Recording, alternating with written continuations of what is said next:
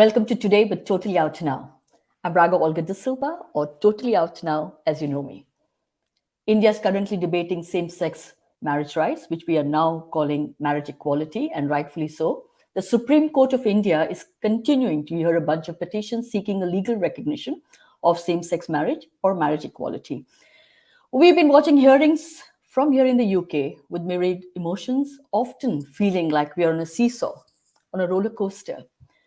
And there's one emotion this morning I said I was going to hold on to is hope. We've been speaking with a lot of people, as you know, we've had people, lawyers, we've had petitioners, we've had different people with their opinions and views, opposition. Everybody's welcome on the show to give their views. We are neutral, we listen to everyone, but I am a lesbian woman, married to a woman. I'm personally invested in this, as you know. Nicola and I are personally invested, and we hope to see this through. Today's guests are two wonderful couple. You have to meet them to see that women like us can have successful careers, can have successful families, and can have successful lives. Meet Aditi Anand. Aditi, hi, welcome. Hi.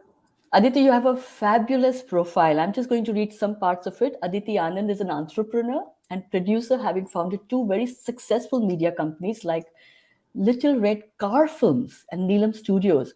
And you know, when I was reading the filmography, and it says Tere Bin Laden, No One Killed Jessica, Pan Singh Tomar, and Chiller Party. All the movies I have watched and I have loved. So that's fantastic. And there's so many other things you do. You also founded director of Neelam Studios, set up in partnership with one of India's leading cinematic lights, director Par Ranjit. So there's lots to Aditi Anand, and we will speak and we'll explore more about Aditi shortly. We have Aditi's partner, Susan Dias here. Susan, Susan is a, Hi. I have to say, Susan is a fellow Mangalorian. I love it, and I'm a proud Mangalorian. And Susan, let me just give you a little background about Susan, who is again amazingly accomplished, born and studied in Bombay, now lives in Delhi. She's a chartered accountant with expertise in M&A tax and now runs her own alco beverage enterprise called Native Brews. I already love you both. This is like really amazing. Now, gosh, I have been researching you both and I have been following you both, and I have been on a show with Aditi Anand and I've seen the fiery side of Aditi Anand. I absolutely loved it, and I thought to myself, I need to bring you on the show and we need to have fiery conversations. Now, but let me start at the start. How did your life start together?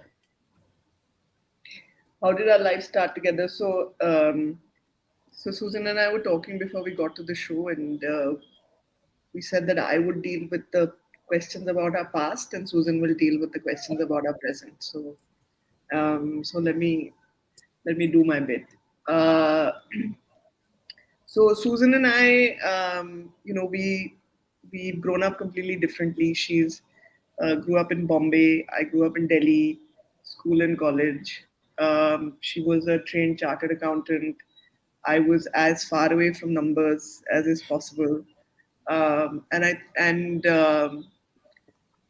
think that had we both, or had I not found my way to Bombay, we would never have met because we had no other. In the Venn diagram of our lives, the only thing that we had in common was the city of Bombay. Um, and it so happened that I was kind of trying to figure out and reach out to more people in the community, and there was a book club. Um, and so I joined that book club. In the course of that book club, we were very much at odds with each other. We often found ourselves on opposite sides of those debates. I think that book club only lasted like 3 sessions, and however, it wasn't like it was love at first sight or anything. But a few weeks after the last session, we met at an electronics store, and we both happened to buy a smartphone. Smartphones were new, and while we were at that store, I had tried to kind of get Susan's attention or to say hi, and she had ignored me so badly that she was pretending to read a dummy Kindle so that she wouldn't meet my eye. And because I'm so stubborn and because she ignored me so hard, I just figured that I have to talk to her. So the next day, I had WhatsApp had just come, and I had downloaded WhatsApp, and I didn't know anybody else who had WhatsApp. And I knew that Susan had also bought this smartphone, and that she probably would have WhatsApp. And so I sent her a message saying, "This phone is a spaceship." And then she didn't respond to me for a couple of days, and a couple of days later, she replied saying, "Who is this?" Uh, and I mean, it wasn't like I said, it wasn't love at first sight. But from that point, we started chatting, and we started talking to each other, and it reached a point where I would come back home from work every day, and I would just like lie on the couch, and um, we would text, and we would text for hours, like 3 4 hours. Wow. um, and she made me laugh. Like, she's really made me laugh. Susan has this extremely dry sense of humor. um, so we uh, so we we would have these conversations, and at one point I decided that we should meet, but we weren't sure, or I wasn't sure if this was going to be a date or not. So we went to see a play, and because I was unsure of what she expected from this meeting, I took along a friend. And then once it was clear that everyone's expectations aligned, we made him sit at the back. So Oh, I love this. after that, it was fast. I remember one day we were sitting in my house, and Susan was talking about death and the universe. Yeah, death and the universe. And that's the first time that I told her that I loved her, because how do you respond to somebody talking about death in the universe? And within a month of that, um, I wanted to get her something. I wanted to get her a gift. So I thought I'd get her some jewelry. So I went to the store, and I asked a friend of hers, her best friend, what is her ring size. And I mean, this wasn't supposed to be a significant ring at all. It was just jewelry. And this friend told me that her size was size zero. So I went and asked for size zero rings, and the only rings that they had in size zero were what looked like wedding bands. Um, and so I did buy that, but it was kind of funny because she's Catholic, and a wedding band sort of means something very Significant. significant. Yeah. Yeah. And so I gave her this ring on like 21, sorry, 12, 12, 12. Uh, and I think she's still that kind of, I mean, it wasn't meant to be. It wasn't meant to be any sort of a proposal or anything like that. But I think it sort of became significant to us in some way. How beautiful. I almost feel like I've just heard a Shakespeare's version of Juliet and Juliet story. It sounds like that. No, I don't like you, and then I like you, and I will ignore you for a while, and then I will not ignore you ever. It sounds so beautiful. So, I'm just, how long ago was this, Aditi? This was, in terms of time, it'll be 11 years this year. And in terms of life, it's one dog, three homes, and a son ago. We'll come to that as well. It sounds absolutely fascinating, and I'm very curious. And that's one part of your life. I tried not to read. I told myself, no, I'd like to have a coffee online and to understand more directly from you both. Now I'm going to come to the present, because the present and the future, Susan is in charge of, I heard. So, Yes. Susan, but before we get into the present and the future, I want to know, why did you ignore this woman for 2 days? That first day, I want to know why. I guess I'm not a very nice person, but I didn't have a number saved, so it was an unknown number. WhatsApp was fairly new, so I didn't know who I was responding to. I didn't even know if I wanted to respond. I remember clearly being at work and speaking to my best friend, saying, "I don't know, just this random conversation. I don't know who this is. Should I respond?" And she said, "Sure, go for it." And I did. And then she said, "I'm Aditi and such." And we chatted. And for a while after that, her name on my phone was saved as ABC, Aditi Book Club. ABC.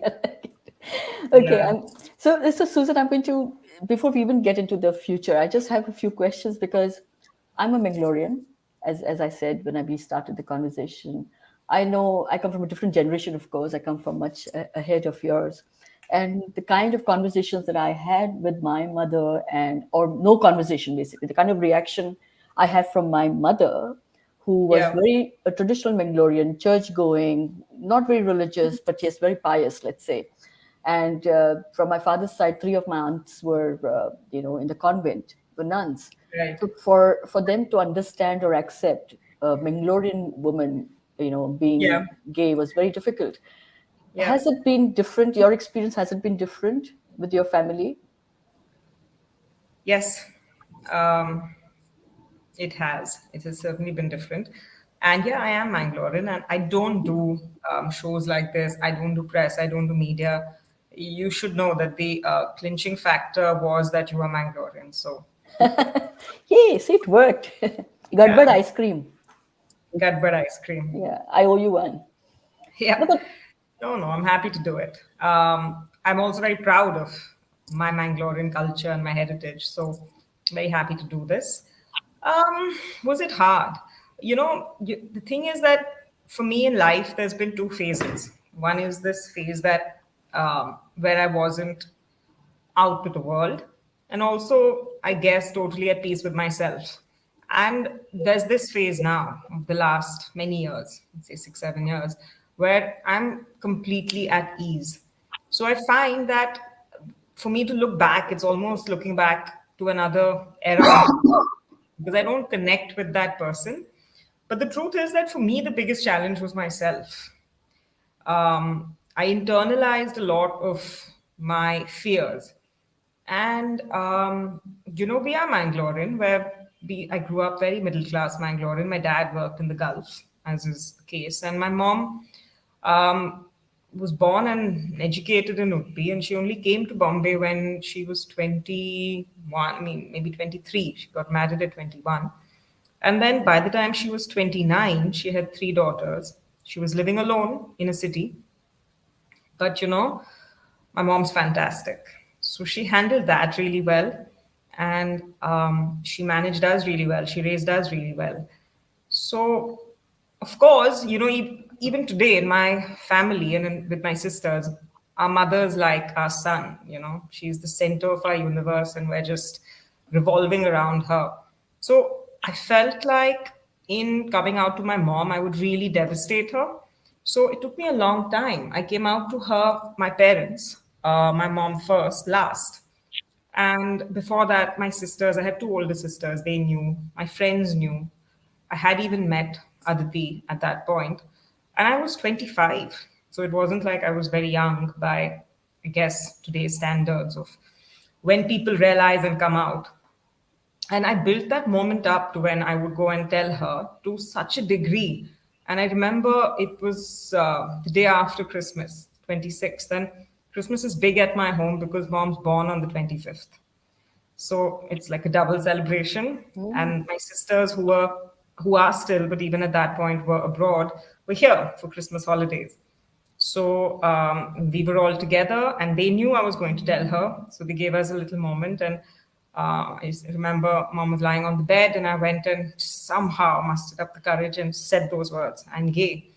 And like immediately, I was frightened and I was relieved. And for the next 6 hours, I just wept, which is, if you know me, something I don't do very often. And my mom, in those 6 hours, from like 10 p.m. to whenever through the night, had extremely negative emotions. And she did everything from what did I do wrong? Why is God punishing me? Are you a devil worshiper? All of that. All like she checked all the boxes. My sisters came in and they, to their credit, kind of took over that conversation for me and were very protective and said, no, don't say anything. This is totally normal.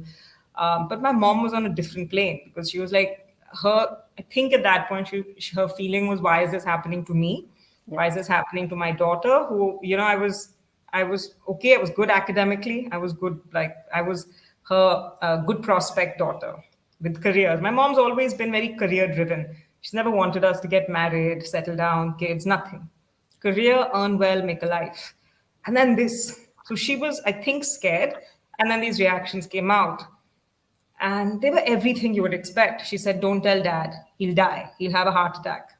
You will kill him. I said, fine. Okay. Cried, cried, cried. I had work the next day. I used to work at Ernst & Young then. I woke up and I went to work, didn't speak to my mother. And my sisters were texting me saying, don't worry, everything's fine. But I knew there was this ball of gloom and doom. I came home in the evening and my mom said, sit with me on the sofa. We sat in front of each other and she said to me, I need you to know something very clearly. Whatever you decide to do in your life, whatever you think you will do, I will never leave you. So if you think you are leaving me and going because of this, that's not happening. You're not going anywhere. We'll figure this out. I said, okay. She said, I will try and accept your lesbianism. And she didn't use the word, your thing. If you open your mind to men. And I mean, I was like, sure, I'll open my mind, nothing will happen. And she didn't really even mean anything by it. She was just saying, okay. And that's all it took her. And from that point on, she never had a conversation with me, saying any of the things she said that night. If you speak to her today, she will refuse to acknowledge she said any of those things, which she did. And I feel like it was just her processing her thoughts. But gosh, my mother's done so much work since then in educating herself, in being part of our lives and stories. Um, and and my dad found out a year or so later. I never came out to him. My dad and I are very close, but we have a very good Mangalorean relationship of no words spoken. So I never actually ever came out to him. My mom told him, I guess with this fear that he would drop dead. And he said, yeah, I know. I didn't tell you because I didn't know if you could handle it. But I know. And then my mom was like, you knew? Like, aren't you afraid? My dad, in his like sweet, innocent way, said, no, it's very common. Martina Navratilova was also gay. See how rich she is. She's done very well. She got married so many times. It's not a problem. And that was it. And I do have a large Mangalorean family. My mom comes from a very big family. My dad's family is also from Udupi. But my mom's a big figure everywhere. And I feel like once she accepted me, then there was nothing anybody could say to me from my family. I had already, for me, it was just my parents and my sisters. I didn't really care if anyone had a problem or no, but they didn't. And my mom, over time, told everyone. So I don't think there's a single Mangalorean family member who doesn't know. My sister's married to a Mangalorean. His family knows because there was an effort. My brother-in-law was very clear that I'm going to tell people. And I think that when my mom was telling people, because she had no fear and no shame, they didn't know what to do. Not even a year, 6 or 7 months after I came out to my mother, my second sister, got married in Udupi. Aditi was there. And she was my mom's right-hand person. She drove the car that my sister went to the church in. So it took just that much. And of course, she's had to educate herself, but she's been so willing. Well, she's made the effort, right? That's the point. Thank you, Susan, for sharing this, because this is the moment that I actually wait for. And it's very personal story. And I know it is like you wouldn't want to share it with the world, but thank you for sharing. When I have these interviews, I actually detach myself because some of it does trigger me, because of my own past.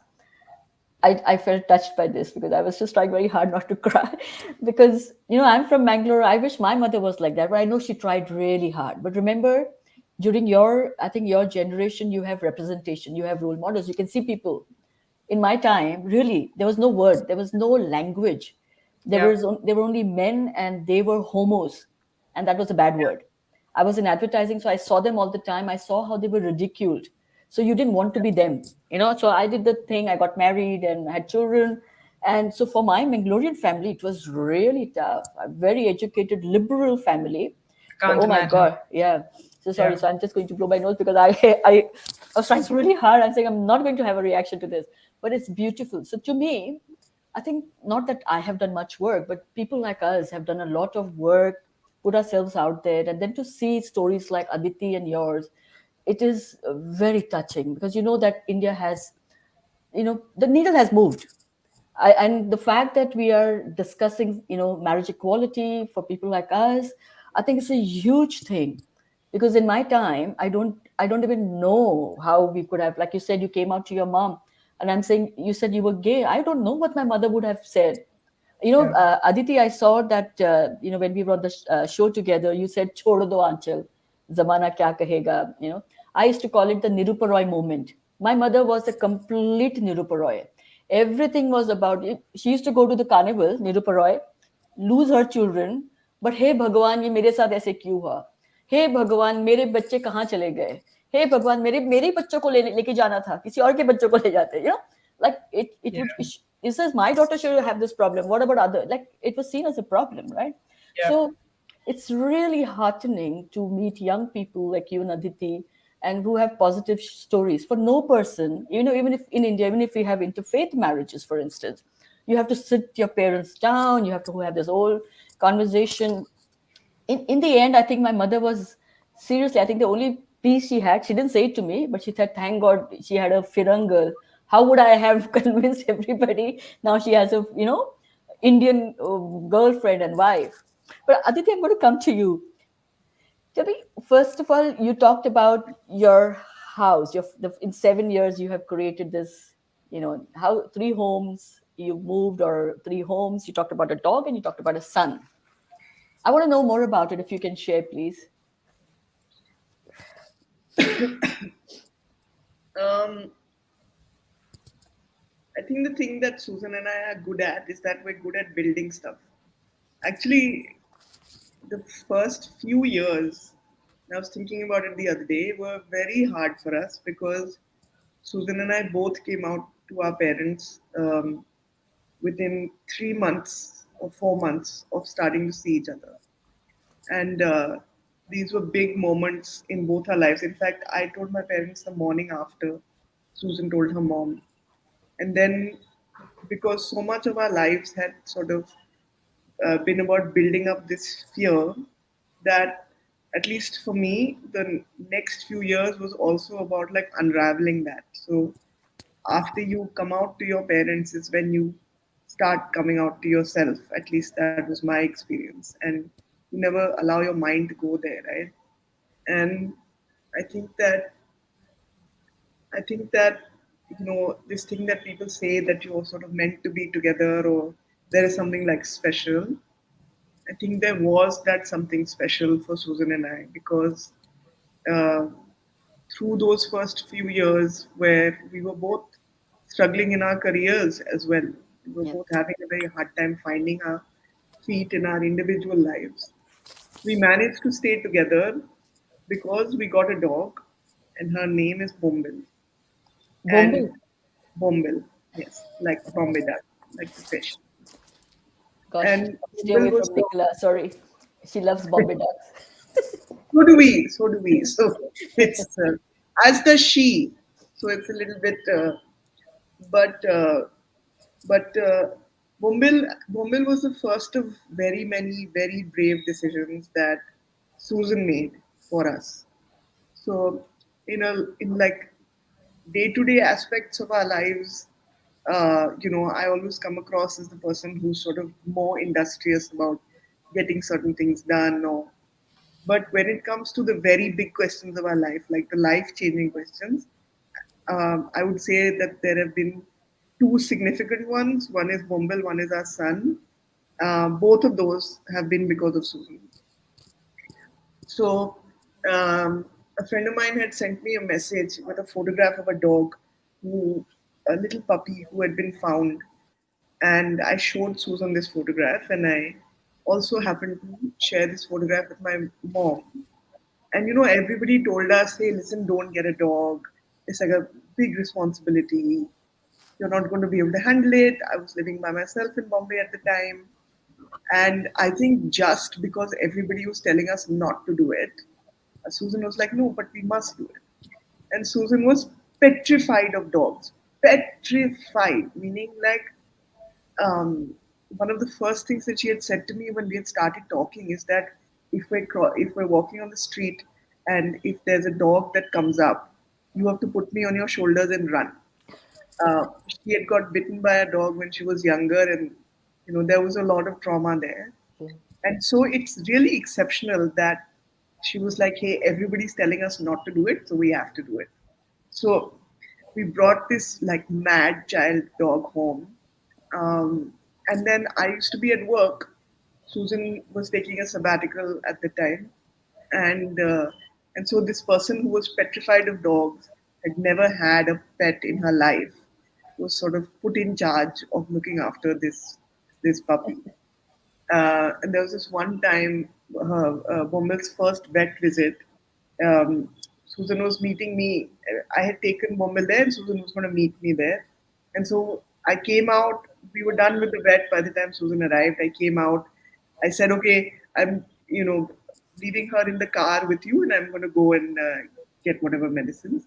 And when I came back, I saw this tiny puppy standing on the seat and barking, and this full-grown adult weeping, just absolutely weeping. So, but Bombil kept us together through those very tough times, because she never let us, and I mean this in all seriousness. She doesn't. If we start talking to each other, where we have even slightly raised voices, she literally gets between us. Wow. So if we used to fight in those kind of early intense years, she'd get between us, and then we'd have to fight in sort of low tones, like, I really hate you, Susan. I really I'm hate you so too. angry about this, because we couldn't communicate.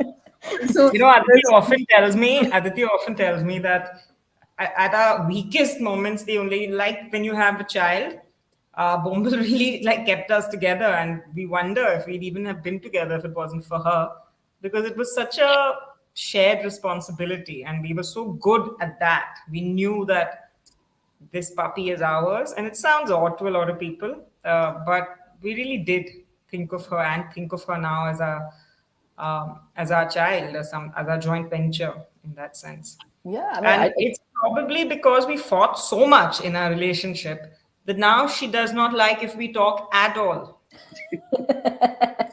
oh my God, she sounds like a cat, a cat from Bombay. We have a cat here from Bombay. Dare we raise voices? If like Yeah. we've had our cat for over 12 years now.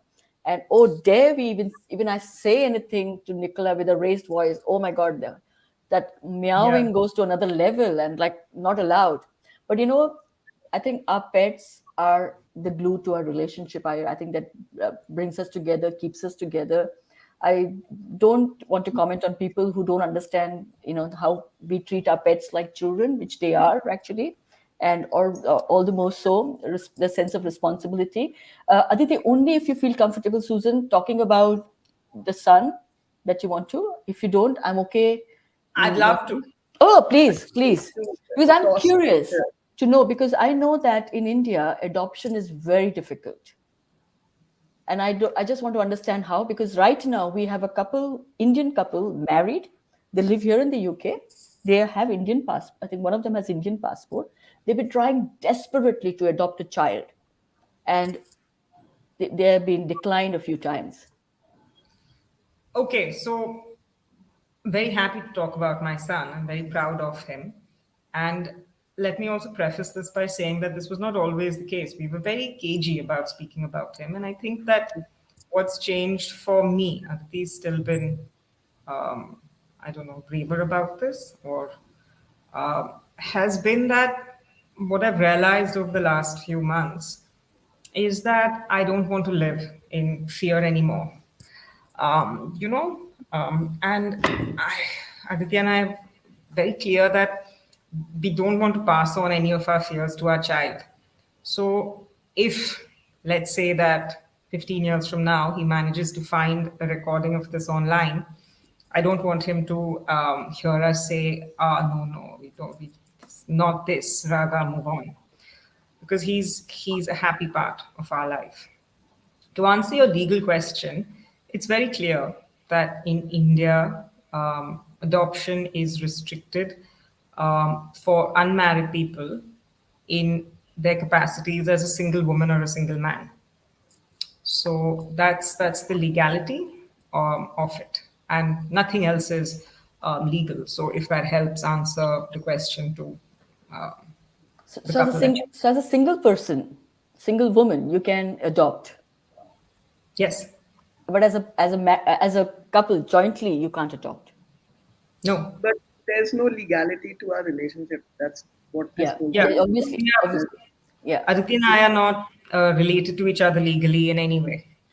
Yeah. So again, these are things that I need clarification on for a lot of people, because I do receive a lot of emails and messages talking about after Section 377 for in India in particular. A lot of people overseas in particular, the diaspora thought, oh, now you can marry. So, in fact, when the same, the marriage equality hearings were going on, and we started the show, a lot of our friends said, "But why? I thought you could marry. So, what is the big thing about it?"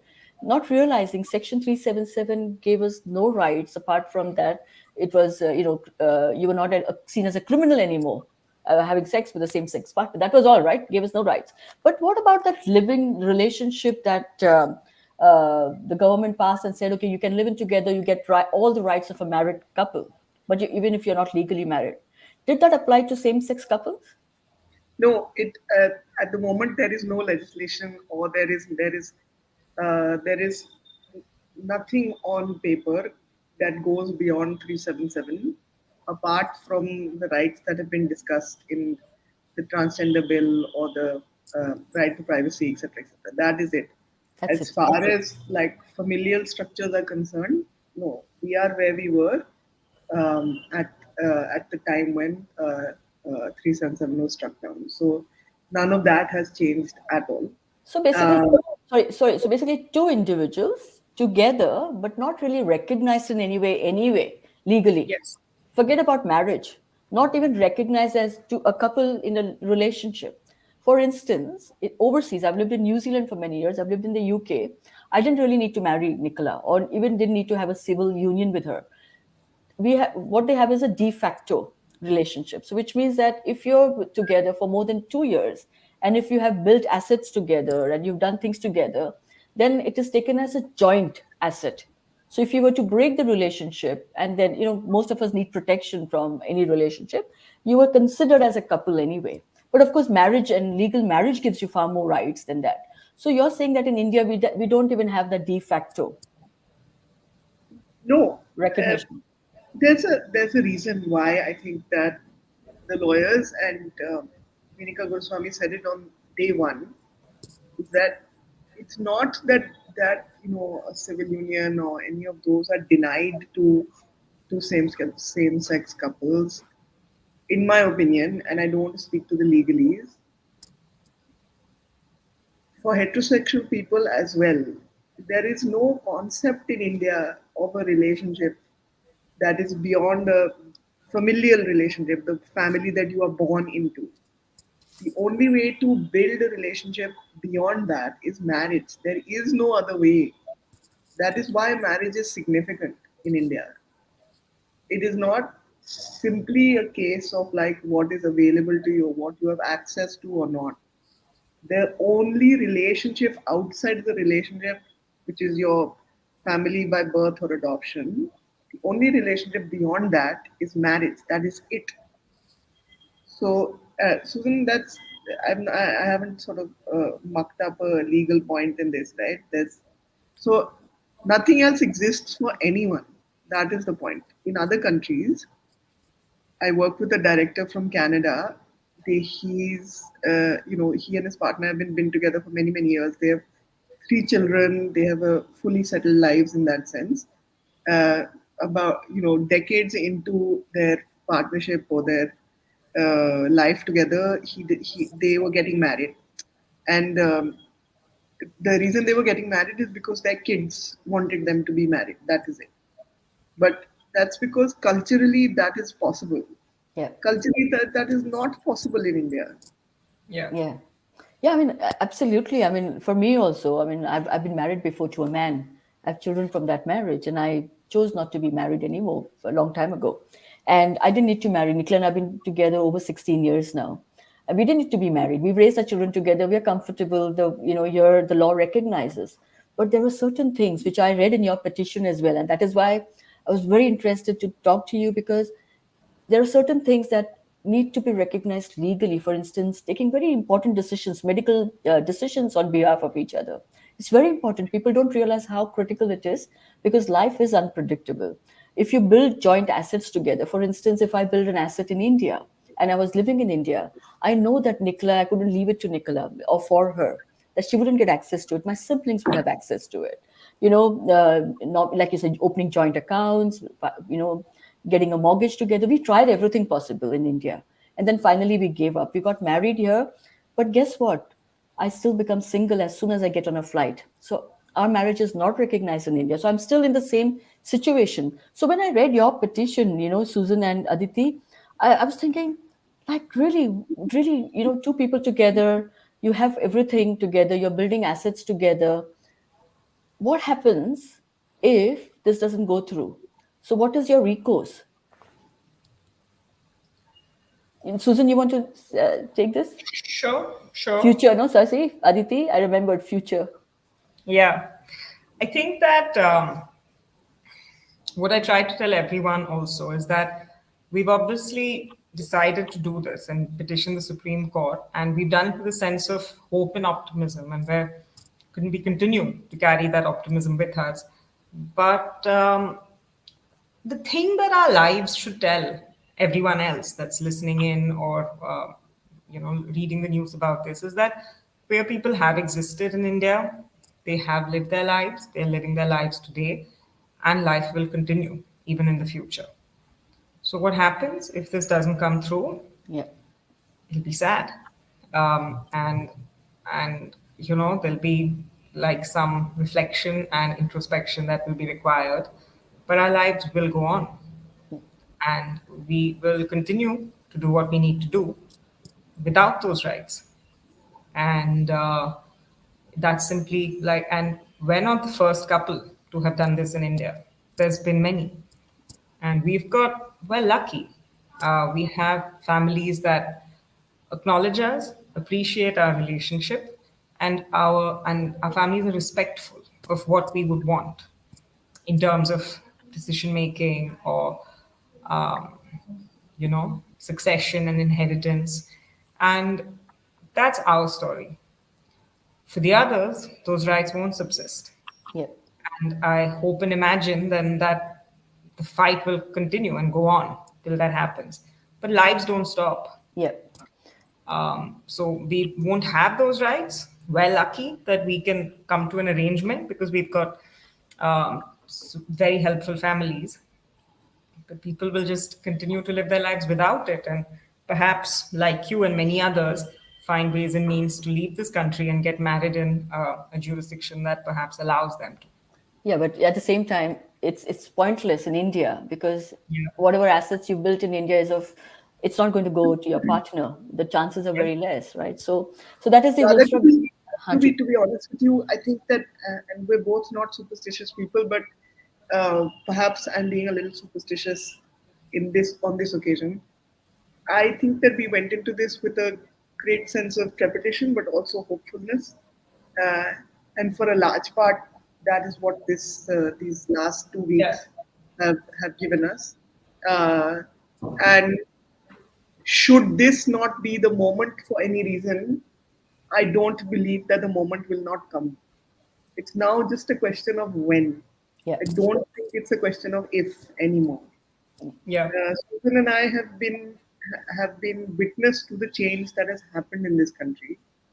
We've been witness to uh, the queer people who are younger than us, who are in their 20s now, and their incredible level of confidence. We've been jealous of their incredible level of confidence. And I don't think that this is a when they say that in Hindi they say na hawa ki disha, like the direction of the wind. I think the direction of the wind is moving where we want it to go. The I'm answer, a my friend, is blowing in the wind. yes. And I think that because you quoted Dylan, the other song which is very relevant is "The times are changing, the times they are And that are changing." changing. Yeah, yeah, absolutely. And I do think that, and I do, I have faith, and I really do believe that this is what is going to happen. I, Aditi and I are extremely proud Indians, and I think it's the reason that even though there were opportunities in my life to have left the country, we chose to stay here. And you know, this is where we want to build everything that we've built. Our work is here, our lives are here. Any infrastructure that we've created together has been here. So there's obviously a reason for that. We really do love this country, and we do want to be here and engage with whoever needs it, that engagement with, to talk about the fact that, as she said, times are changing. I say this so often that when it comes to societal acceptance, will we get 100%? No, but I think India is so diverse and there are so many divergent views. In your own family, you don't get acceptance for so many things that you do. Could be the stream of education that you choose, yep. could be the way you dress, could be 100 other things. We love to have opinions. So we may not get it. But to Aditi and me, what has been our society, which is what the people around us, 1 degree, 2 degrees, 3 degrees, 4 degrees, we've only got acceptance. And these are from places that from everywhere, not necessarily coming from a place of privilege, but people who don't need to accept us. They're not in any requirement to accept us, have come forth to accept us. So to us, that's our society. That's Exactly. our society. And I think that that's where we're coming from with this. When I say hope and optimism, that's what I mean. That this is our lived reality. We're not trying to like portray utopia or something that doesn't exist. This is our lived experience, and that's relevant, and it's relevant for people to know that Yep. that exists. And when I say this, I often get told, but there are struggles, and of course there are families that don't accept, but know that there's a life out there. Fight for it. Fight for ultimately what are you fighting for, right? To be happy. And the answer to people is that you can be happy. Maybe you find it somewhere else. You find it with family, chosen family, friends, whoever. But there's enough people in this country who are supporters, whatever you want to call them, allies, and who really get it and who understand. Our lawyer also speaks a lot about the day-to-day business of life. Ultimately, people get that that's what this is about. It's about being able to live your life daily with dignity, respect, and I really appreciate that about Indians, especially Yep. in these urban cities that we keep getting trolled for. That people get that ultimately you just wake up, go to work, live your Yeah. life. Yeah. Get that. I agree with you. In fact, I did a tour when my book got released 2019 to parts of India, which like Ranchi, for instance, or Jaipur. I got the best response to my book in these cities, chotu Yeah. towns, where people came out and said, "Thanks to you, I think I'm going to now sit with my family and I have the courage to sit with them and talk about this is who I am, whether I'm bisexual, pansexual, whatever their identities were, which they were hiding away from." So when the Bar Council of India says this absolute nonsense, speaking on behalf of 99.9% Indians, countrymen, like they say, country, that they're just absolutely bullshitting. And it really bothers me. And so on that point of view, there was a question which somebody's asked, my pride, your pride, which was something that I was going to come to as well. You're there in the courts. You're sitting there. You're petitioners. You're invested in this, and then there are these homophobic negative comments that come through from the courts. How do you feel, and how do you disassociate yourself from wanting to go and slap them? Really, like I do, Aditi. So no, I'm I'm not going to be fiery. um, She Look, has very strict instructions from me. no. It isn't. It isn't that. It isn't that. I'll tell you what it is. Um, you see, this was always going to be a struggle. If Yeah. it was not going to be a struggle, then there would be no reason for this case. There would be no reason for something like what 18, 20 petitioners Yeah. plus interveners. So of course it was always going to be a uphill battle, and it needs to be an uphill battle for it to be meaningful. As far as we are concerned in our personal lives, and I'll say something very personal.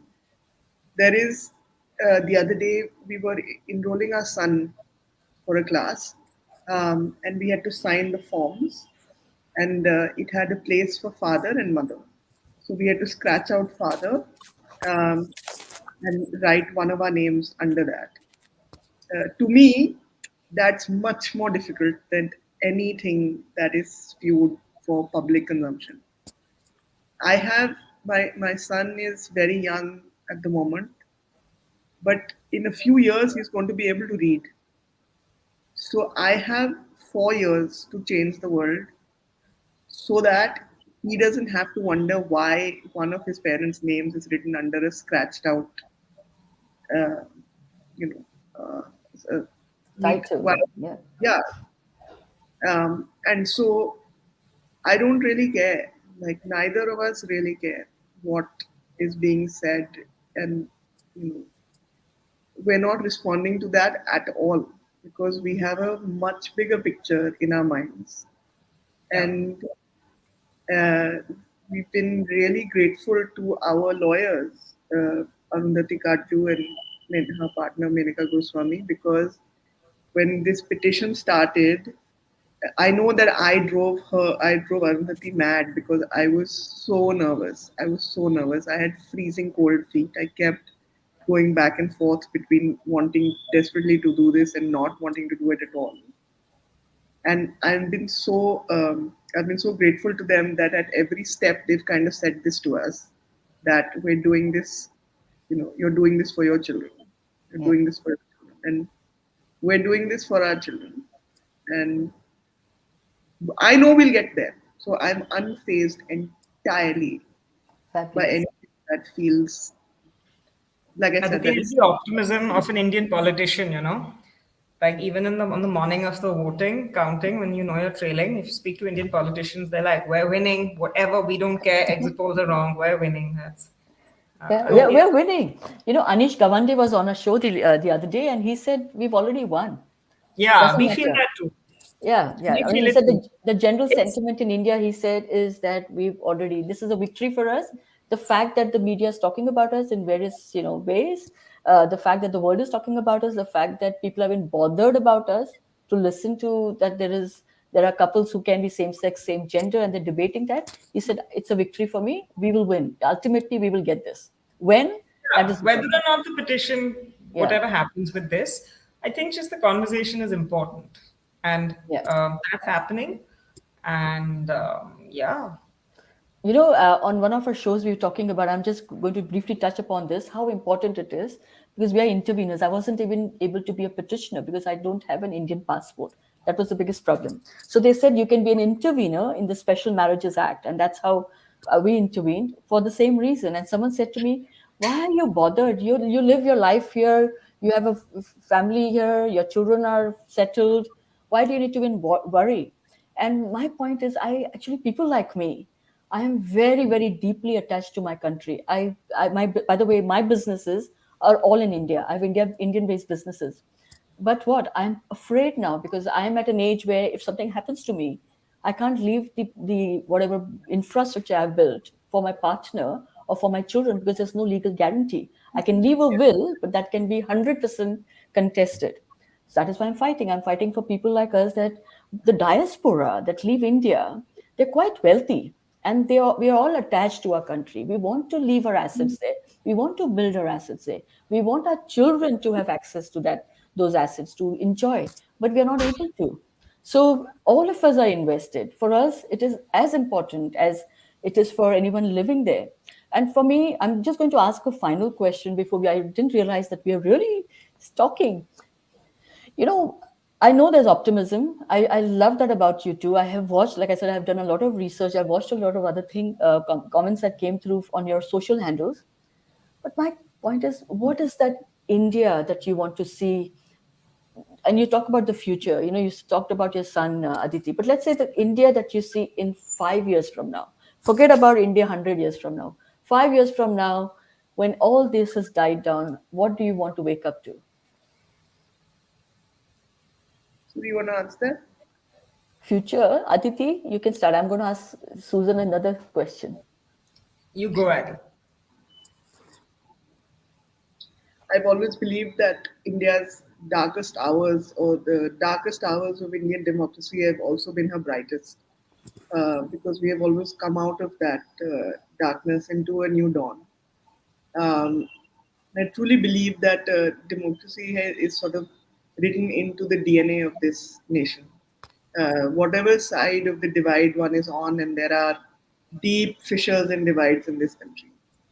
I don't think I want to answer this question just from the point of view of LGBTQI rights, but I'd like to answer this from the point of view of two things. One, I think that in, whether we're looking at a 5 year, 10 year, 100 year horizon, I want social justice to be at the heart of the conversation of politics and democracy in this country, always.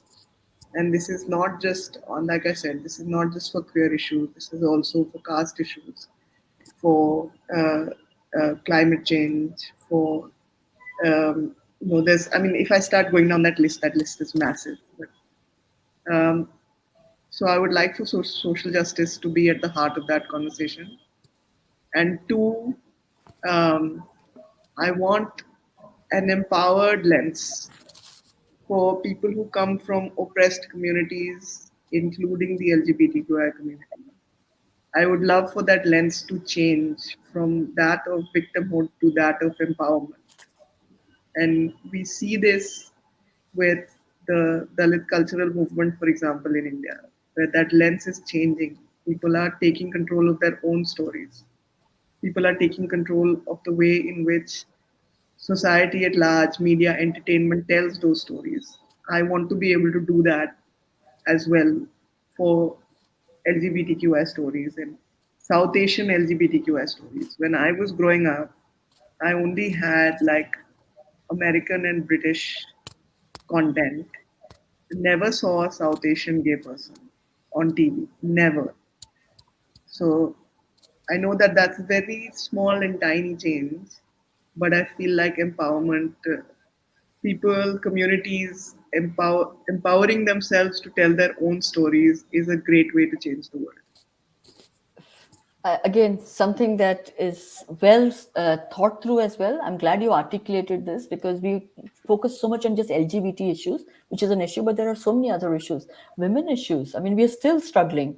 I have a question for you, Susan, based on this. So it goes real well. But I also want to say, Aditi, because you come from the film industry, I wrote a story which Onir commissioned me to write during lockdown, which he took up upon him to make a film. We've written to every person and every production house in India that you can imagine, of any name, any production house with a name. They've refused. They've declined, saying that we're not ready for queer content, this kind of exclusive queer content. And that is where I think where the struggle still is, because we talk about society changes like that, right? By what they see, what they read, what role models, stories like that. So I hope to see that change as well. And I know we're already seeing a lot more content. And Susan, I just want to ask you this question because that has bothered me personally. Although I don't wear my gayness on my shoulders. I mean, not that we have to represent ourselves or express ourselves in any way. Do you feel safe with your family in India as a gay woman? Absolutely. Okay. Now tell me why. How? How do you define this safety? Many aspects. Aditi and I have been born here, we've studied here, we've lived our lives here. We're not new to this place. Our relationships run very deep, family, friends, colleagues.